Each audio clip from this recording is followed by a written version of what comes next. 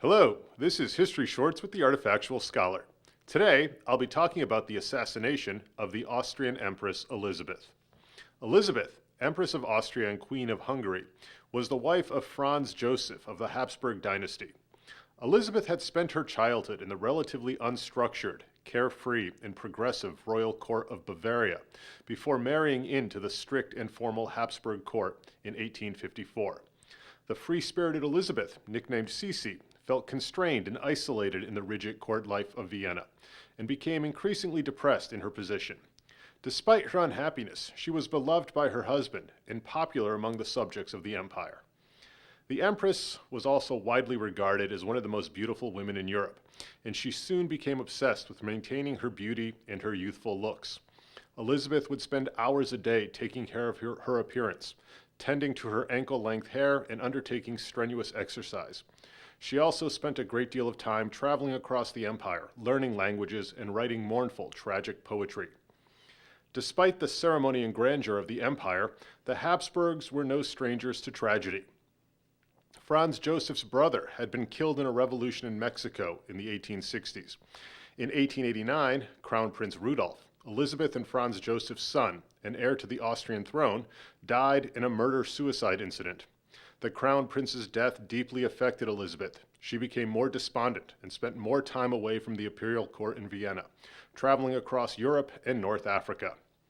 In 1898, the Empress escaped to Geneva, Switzerland. Because she disliked the ceremonies of the Habsburgs, she traveled under an assumed name and without a large retinue. Despite her precautions, the local press announced that the Empress was in the city. On the morning of September 10th, she and her lady-in-waiting were making their way to the shore of Lake Geneva to board a steamer for a lake excursion.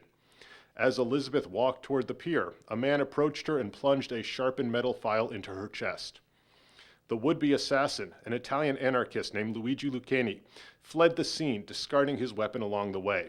He was captured shortly thereafter. Meanwhile, back at the lake Esplanade, uncertainty reigned. Though the Empress had fallen to the ground during the attack, she did not appear to be seriously wounded and was helped to her feet by a passing coachman and her lady-in-waiting. Elizabeth assumed that the attack had been a failed robbery attempt.